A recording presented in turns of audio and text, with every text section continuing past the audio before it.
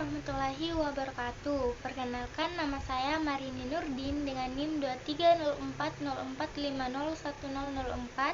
Saya berasal dari kelas C, BKC. Pada kesempatan kali ini saya akan mempresentasikan rencana pelaksana layanan konseling individu saya dengan pendekatan rasional emotif behavior therapy dengan menggunakan teknik diskute kognitif. Adapun tema atau topik yang akan saya angkat yaitu membangun rasa kepercayaan diri siswa untuk berani mengekspresikan dirinya secara positif. Tema ini saya pilih karena banyak dari siswa yang memiliki potensi namun enggan mengekspresikan dirinya karena dipengaruhi oleh rasa kurang percaya diri, rasa takut salah, dan rasa khawatir dinilai negatif oleh orang lain. Nah, jika dibiarkan, hal ini akan membatasi perkembangan diri siswa. Nah, adapun tujuan dari konseling individu ini yaitu yang pertama, diharapkan siswa menyadari adanya pikiran irasional yang menurunkan rasa kepercayaan diri. Kedua, diharapkan siswa mampu menantang dan mengganti pikiran negatifnya menjadi pikiran yang lebih rasional. Yang ketiga itu siswa berani mengekspresikan dirinya secara positif. Kemudian yang terakhir itu siswa diharapkan siswa ini lebih percaya diri untuk tampil berpartisipasi dan menunjukkan potensinya tanpa merasa tertekan. Kemudian masuk ke tahap pelaksana layanan, yaitu ada tahap awal, yaitu tahap pembukaan. Di sini konselor menyapa konseli dengan hangat untuk menciptakan suasana aman dan nyaman. Kemudian menjelaskan tujuan konseling, menegaskan asas kerahasiaan, serta mengajak konseli terbuka mengenai pengalamannya. Seperti contohnya, untuk menyapa konseli, contohnya itu seperti bagaimana kabarnya hari ini. Sebelum ke sini tadi belajar apa? Jadi di sini konselor akan melakukan membangun rapor dan seperti melakukan basa-basi kepada siswa agar konseling ini lebih nyaman dan tidak tegang. Nah, setelah menyapa dan membangun rapor dengan konselor di sini akan menyampaikan prinsip-prinsip dan asas-asas yang perlu diketahui oleh konseli.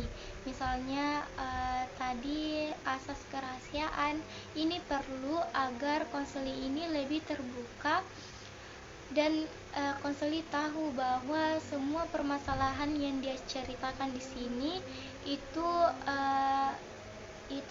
tidak akan dibeberkan ke mana-mana.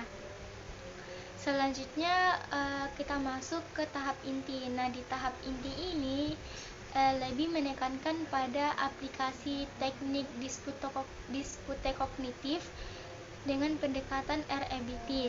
Di sini agar lebih jelas, sebelum masuk ke diskute kognitif ada beberapa yang harus juga dilakukan, yaitu ada poin A, B, C, dan E.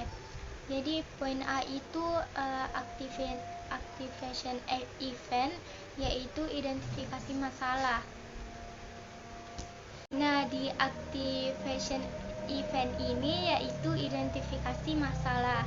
Di sini konselor mendorong konseli menceritakan situasi ketika merasa kurang percaya diri. Contoh kalimatnya seperti ini.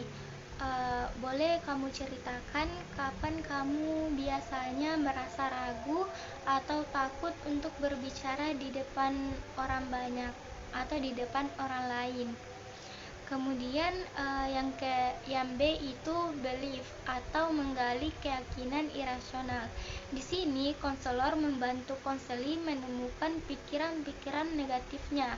Contohnya, konselor bisa menanyakan, saat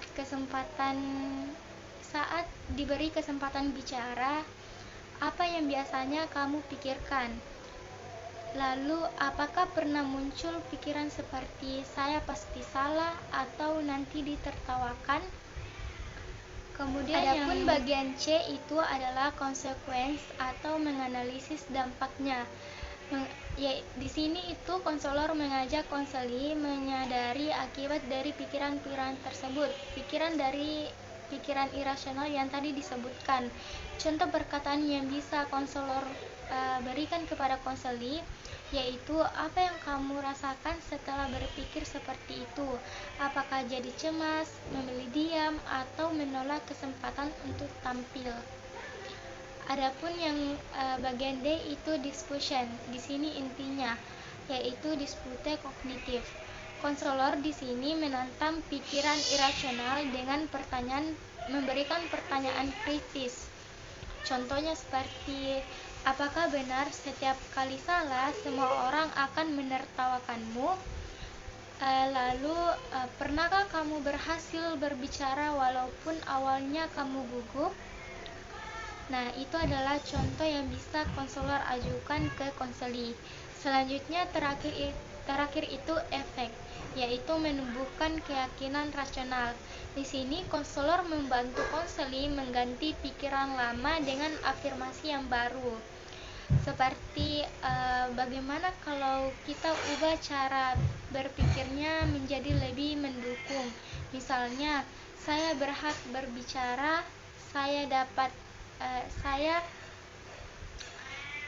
berhak berbicara dan pendapat saya itu berharga, atau kesalahan adalah bagian dari proses belajar.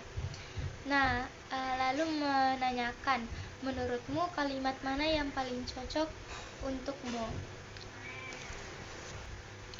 Nah, selanjutnya di tahap penutup. Di tahap ini, konselor dan konseli menyimpulkan hasil sesi. Kemudian konselor ini memberikan apresiasi serta memberikan tugas rumah untuk memperkuat perubahan konseli. Selanjutnya, contoh kalimat yang bisa konselor ajukan ke konseli yaitu, hari ini kita belajar mengenai pikiran irasional dan diganti dengan pikiran yang lebih positif. Saya sangat menghargai keterbukaanmu. Kemudian untuk latihan, coba tuliskan 3 kalimat positif tentang dirimu dan ulang setiap hari. Juga cobalah berani berbicara sekali di kelas minggu ini. Apakah kamu siap mencobanya? Nah, perkataan apakah kamu siap mencobanya ini menanyakan ke konseli apakah dia siap menerima tugas yang diberikan oleh konselor. Lalu untuk bagian evaluasi ini dilakukan dari 2 aspek, yaitu evaluasi proses dan evaluasi hasil. Dari sisi proses, di sini konselor mengamati keterlibatan konseli, apakah ia terbuka, apakah ia aktif, serta bagaimana hubungan konseling yang terbangun. Kemudian dari sisi hasil, konselor di sini menilai perubahan konseli. Misalnya mulai berani menyampaikan pendapat, berpikir lebih positif, dan merasa lebih lega. Selain itu, konselor juga mencatat apakah konseli ini masih memerlukan sesi lanjutan untuk memperkuat kepercayaan dirinya. Lalu, demikianlah pemaparan saya mengenai RPL konseling individu dengan pendekatan REBT menggunakan teknik dispute kognitif dengan topik membangun rasa kepercayaan diri siswa untuk berani mengekspresikan dirinya secara positif. Semoga layanan ini bisa menjadi upaya nyata untuk membantu siswa lebih berani, lebih percaya diri, dan mampu mengekspresikan dirinya, mengekspresikan potensinya. Baik, terima kasih atas perhatiannya. Saya tutup dengan ucapan Assalamualaikum warahmatullahi wabarakatuh.